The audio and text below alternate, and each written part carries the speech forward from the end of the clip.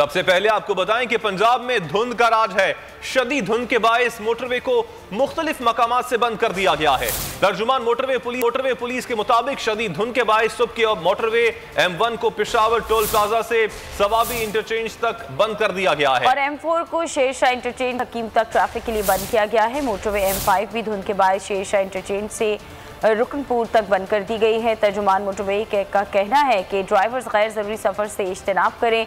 मौसम का हाल बताने वालों ने आइंदा चंद रोज़ के दौरान सुबह और रात के औकात में धुंध बढ़ने का इम्कान जाहिर कर दिया है। तो पंजाब में धुंध का राज बरकरार है। सूबाई दारुल-हुकूमत लाहौर आलूदा तरीन शहरों में पहले नंबर पर आ गया है। एयर क्वालिटी इंडेक्स के मुताबिक भारतीय दारुल-हुकूमत नई दिल्ली दूसरे, कोलकाता चौथे और कराची 13वें नंबर पर मौजूद है। एयर क्वालिटी इंडेक्स के मुताबिक दुनिया का दूसरा आलूदा तरीन मुल्क बन गया है।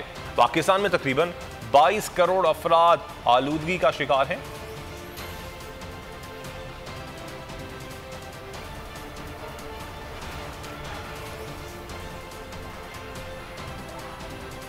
और अब बात ओमिक्रॉन की, तो ओमिक्रॉन वायरस दुनिया के 27 ममालिक तक फैल चुका है। ब्राज़ील में तीसरा, फ्रांस और UAE में पहले मरीज रिपोर्ट। लबनान में रात के औकात में कर्फ्यू लगा दिया गया। बरतानवी कंपनी ओमिक्रॉन के खिलाफ दवा सामने ले आई। और अमेरिका में कोरोना की नई किस्म तेजी से फैलने लगी। न्यूयॉर्क में एक साथ 5 केसेस रिपोर्ट हुए। रियासत कोलोराडो में भी एक केस सामने आया। मिनेसोटा और कैलिफोर्निया में भी केसेस रिपोर्ट हो चुके। उधर अमेरिकी सदर ने ओमिक्रॉन से निपटने के लिए हिकमत अमली तैयार कर ली। जो बाइडन कहते हैं अमेरिका भर में घर घर मुफ्त टेस्टिंग की जाएगी। बूस्टर डोज भी तेजी से लगाई जाएंगी। मुसाफिरों के लिए मजीद शराइत लगाई जाएंगी। To provide booster shots to all eligible adults. Our docs and the scientists believe that people who get a booster shot are more protected than ever from COVID-19. I was just told, which is a question I got to ask, I've been meaning to ask for a long time, whether or not just it increases the resistance to the variant that is being dealt with, but it also is it is stronger. It not only just raises the total, but it's a stronger. It makes things more powerful in terms of resisting. और पाकिस्तान में Omicron का फिलहाल कोई इम्कान नहीं। वफाक और सिंध हुकूमत ने लॉकडाउन इम्कान मुस्तरद कर दिया। मुआविन खुसूसी सेहत डॉक्टर फैसल सुल्तान ने कहा कि ओमिक्रॉन अभी तक पाकिस्तान में मौजूद नहीं, ताहम एहतियात लाजिम है। हमारी तरजीह उन लोगों की वैक्सीनेशन कराना है जिन्होंने अब तक एक डोज भी नहीं लगाई। इधर प्रेस कॉन्फ्रेंस के दौरान वज़ीर सेहत सिंध अजरा पेशोह का कहना था कि सिंध में ओमिक्रॉन का इम्कान नहीं, अभी किसी सूरत लॉकडाउन के हक में नहीं है। तो कितना जिक्र हुआ, लोगों ने बड़ा जिक्र किया कि जी no one is safe until everyone is safe. बड़ा जिक्र आया ना कि जी कब सब सेफ नहीं होंगे, तो जब तक ये सबका बचाव होगा तो सब बचेंगे। ये नहीं होगा कि कोई अलग से बचा ले। चाहे अमीर गरीब का फ़र्क हो, चाहे अमीर गरीब मुल्क का फ़र्क हो। अब आपके सामने ये नया वेरिएंट आया जिस पे लोग परेशान हैं। और अगर हम ज़्यादातर दुनिया को अब तक वैक्सीनेट कर चुके होते तो शायद मुमकिन है ये मौजूदा मुश्किल या तकलीफ ना देखने को। अभी तो हम किसी लॉकडाउन के फेवर में नहीं हैं और लॉकडाउन अभी नहीं होगा क्योंकि हमारे पास केसेस अभी नहीं बढ़े हैं। केसेस उतने के उतने हैं। 4.5% पूरे पाकिस्तान में केसेस की शरह है। और ये केसेस जो है हम जो है सिर्फ एहतियात कर रहे हैं और सबको कह रहे हैं कि मास्क पहनें, हाथ धोएं और जो है हैंड सैनिटाइज़र इस्तेमाल करें और जो है समाजी दूरियां करें, लेकिन और बड़ी भीड़ में जमा ना हो। आपने अगर एक डोज़ लगाया हुआ है वैक्सीन का तो दूसरा डोज ज़रूर लगाएं। इसी सारी सूरत हाल पर बात करने के लिए इस वक्त हमारे साथ मौजूद हैं डॉक्टर इब्राहिम यूसुफ। बहुत शुक्रिया डॉक्टर साहब आपके वक्त का। डॉक्टर साहब, सबसे पहले तो आपसे यही पूछना चाहूँगा कि पाकिस्तानियों को कोरोना की इस नई किस्म से कितना परेशान होने की ज़रूरत है? अस्सलाम वालेकुम जी। पाकिस्तानियों को परेशान होने की बिल्कुल ज़रूरत है। अभी लास्ट में आपकी न्यूज़ सुन रहा था कि अभी तक हमारे पास केसेस नहीं हैं, but Covid last few decades, मतलब आप पूरे 2 साल में देखें तो जिस तरह फैलता है वो सडनली ही आता है। और सडनली ही जो कोलैप्सेशंस हैं वो हो जाती हैं और इंटेंसिव केयर भरना शुरू हो जाते हैं और लोगों से लोगों तक ये इन्फेक्शन सडनली पहुंचता है। स्टिल अगर हमने ये ध्यान रखा और इस पे कॉन्शियस रहे कि बाहर से जो ट्रैवलर्स आ रहे हैं उनको अगर उन पे रिस्ट्रिक्शन की जाए और उन पे अगर टेस्ट की मिकदार बहुत ऑनेस्टली तौर पे की जाए, जैसे कि मैं लास्ट अभी ट्रैवल करके आया था तो आप कोविड के टेस्ट नहीं हो रहे थे पाकिस्तान के एयरपोर्ट पे, लेकिन ये 6 महीने पहले मैंने कोविड का टेस्ट पाकिस्तान में उतरते हुए करवाया, लेकिन ड्रास्टिकली एक चीज़ आपको बता दूं, that was not a appropriate test. वो एंटीजन था प्लस साथ में उन्होंने मुझे रिपोर्ट भी नहीं दी। तो इसमें बहुत सारी हमारे पास कंफ्यूजन्स पैदा होती हैं कि आपके जो ट्रैवलर्स हैं वो आपका इन्फेक्शन लेके आपके मुल्क में कहीं भी आ सकते हैं।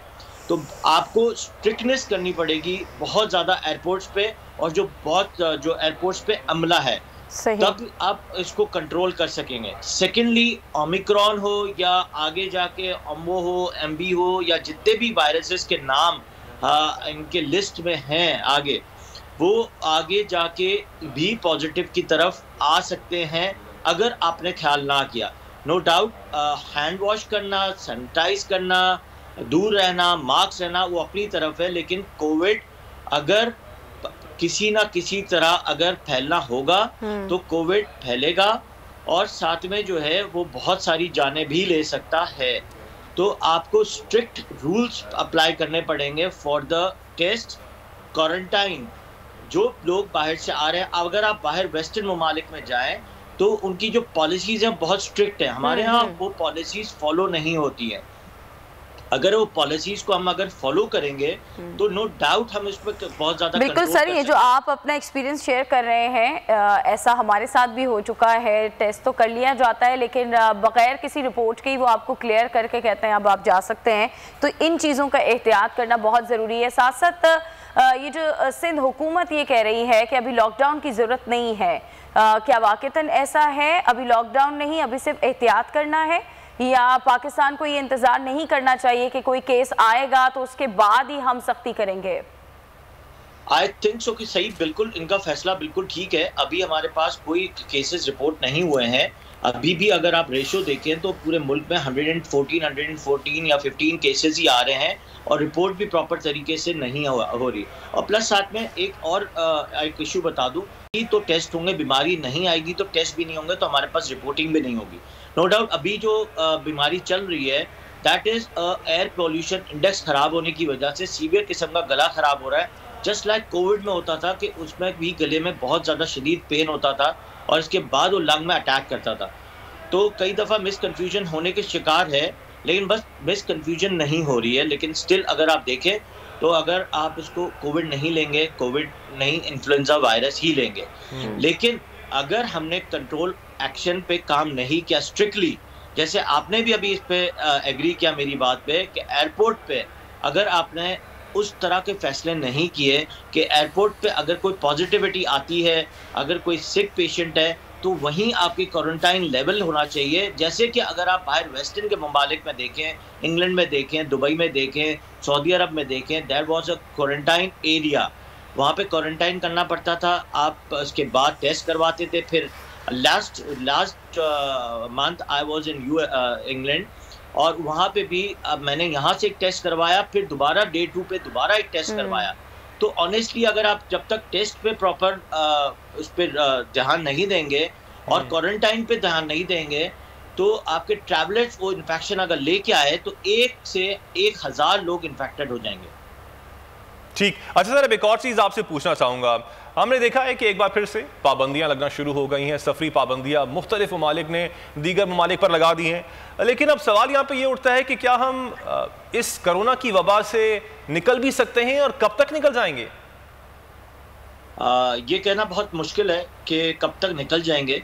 देखिए, आज तक हम H1N1, bird flu, swine flu, AIDS, hepatitis A, hepatitis B, hepatitis C से नहीं निकल सके हैं। तो आई डोंट थिंक सो कि आप इससे निकल सकेंगे।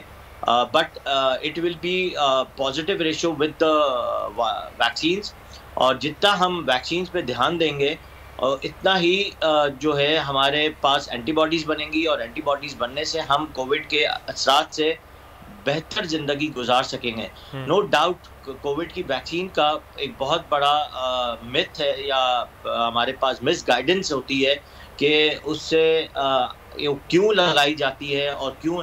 अगर आप इसको थोड़ा सा क्लियर माइंड में क्लियर कर लें कि जैसे हम बचपन से वैक्सीन्स लगाते हैं और उन बीमारियों को हमने वर्ल्ड से ख़त्म किया है, इसी तरह ये कोविड भी वैक्सीन्स लग के ही कोविड को हम ख़त्म कर सकेंगे या फिर हम कम कर सकेंगे। वैक्सीनेशन ही इसका वाहिद हल है। बहुत शुक्रिया डॉक्टर इब्राहिम यूसुफ को। खबरों के सिलसिले को आगे बढ़ाते हैं नाजरीन, मिनी बजट तैयार है। विफाक ने अवाम पर महंगाई का नया बॉम्ब गिराने की तैयारी कर ली है। फेडरल बोर्ड ऑफ रेवेन्यू ने IMF की शर्त पर 350 अरब रुपए के टैक्सेस पर मुश्तमिल नए मिनी बजट की तौसीक के लिए लॉ डिवीजन को भिजवा दिया है।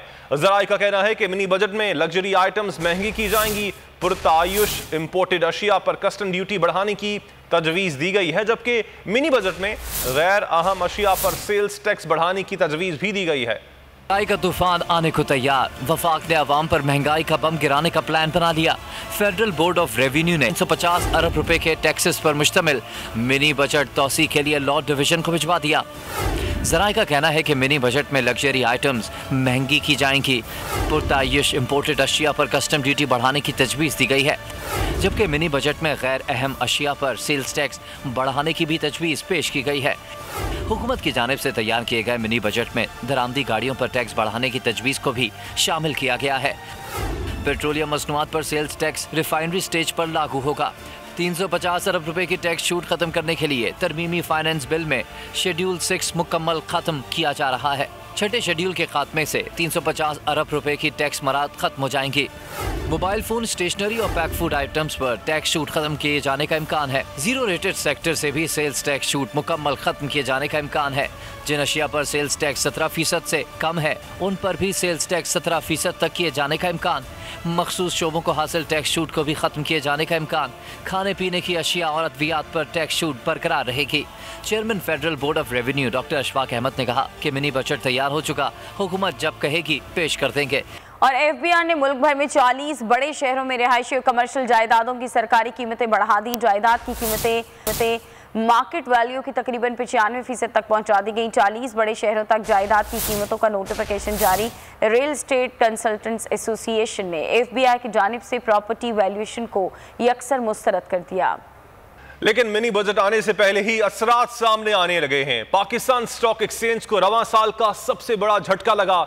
100 इंडेक्स में 2134 पॉइंट्स की कमी रिकॉर्ड की गई। क्रैश लेवल मंदी के बायस सरमायाकारों के 3 खरब से जायद रुपए डूब गए। मिनी बजट आने के असरात, रवां साल की सबसे बड़ी मंदी, पाकिस्तान स्टॉक मार्केट क्रैश कर गई। सरमायाकारों के 300 अरब रुपए डूब गए।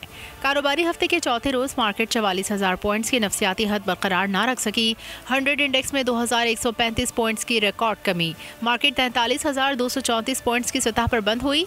क्रैश लेवल मंदी के बायस सरमायाकारों के 300 अरब रुपए से जायद डूब गए। अपोजिशन लीडर शहबाज शरीफ ने मिनी बजट मुस्तरद कर दिया। बोले ये मिनी बजट नहीं, मुआशी तबाही, महंगाई का स्याह तूफान है जो पाकिस्तान की मईशत, सनत, रोजगार उजाड़ देगा।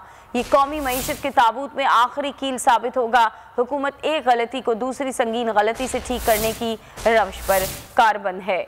वफाकी हुकूमत का किरदार महज IMF के टैक्स जमा करने तक महदूद होकर रह जाएगा। पाकिस्तान की मईशत बराह रास्त आलमी मालियाती इदारा कंट्रोल करेगा।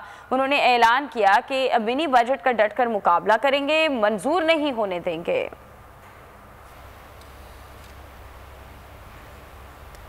साथ साथ नून लीग के रहनुमा ख्वाजा साद रफीक ने प्रॉपर्टी की कीमतों में इजाफे को IMF के मिनी बजट का फेज 1 करार दे दिया। ट्वीट में ख्वाजा साद रफीक ने कहा कि FBR ने 40 शहरों में प्रॉपर्टी की कीमतें मार्केट रेट से 2 गुना से जायद बढ़ा दी हैं। नतीजतन घर बनाना मजीद मुश्किल हो जाएगा। रियल स्टेट सेक्टर भी जमीन पर टैक्स कलेक्शन बराए नाम है। सिलेक्टेड हुकूमत पाकिस्तान और पाकिस्तानियों को दिवालिया करने के लिए लाई गई है। पाकिस्तान जल्द ही महंगाई में पहले नंबर पर आ जाएगा। साबिक वज़ीर-ए-आज़म शाहिद खाकान अब्बासी ने बड़ा दावा कर दिया। कहा कि हुकूमती तर्जुमान आलमी महंगाई की बात करके आंखों में धूल झोंकने में मसरूफ हैं। तर्जुमानों का काम सिर्फ झूठ बोलना और गालियां देना है, लेकिन अब गालियों से काम नहीं चलेगा। हुकूमत नाकामियों का एतराफ़ करे। लीगी रहनुमा तलाल चौधरी बोले कि मुल्क महंगाई की चक्की में पिस रहा है। ये IMF के पास जाते हैं, आवाम की मुश्किलात बढ़ जाती हैं। आवाम नहीं निकलेंगे तो आटा और सब्जी समेत हर चीज़ महंगी हो जाएगी। में 200 ममालिक दुनिया में हैं, उसमें पाकिस्तान में महंगाई जो है तीसरे नंबर पर सबसे ज़्यादा है। आप ये तवक्को कर सकते हैं कि पाकिस्तान जल्द ही पहले नंबर पर होगा। अपोजिशन को गाली निकालो और झूठ बोलो, लेकिन पाकिस्तान के अवाम के मसाइल झूठ से हल नहीं होंगे। यहाँ गाली गलोच से अब काम नहीं चलेगा, इल्ज़ामात लगाने से काम नहीं चलेगा। आज ज़रूरत इस बात की है कि हुकूमत अवाम के सामने आकर एतराफ़ करे कि हम नाकाम हो गए। महंगाई में कमी आ रही है, कोशिश है आलमी महंगाई के असरात कम से कम कर सकें। विफाकी वजीर इत्तलात फवाद चौधरी ने दावा कर दिया। कहा शाहिद खाकान अब्बासी महंगाई का विरोध कर रहे हैं। मुस्लिम लीग नून और पीपल्स पार्टी की करतूतों की वजह से ऐसे हालात हैं। शाहिद खाकान अब्बासी को मुखातिब करते हुए कहा कि आदादो शुमार पढ़ लिया करें। मुआवज़े खुसूसी शहबाज गिल ने मरियम नवाज की एक और ऑडियो लीक होने का इशारा दे दिया। बोले मरियम की ऑडियो से मजीद खलबली मच जाएगी। सब्सक्राइब करें और बेल दबाएं ताकि कोई खबर रह न जाए।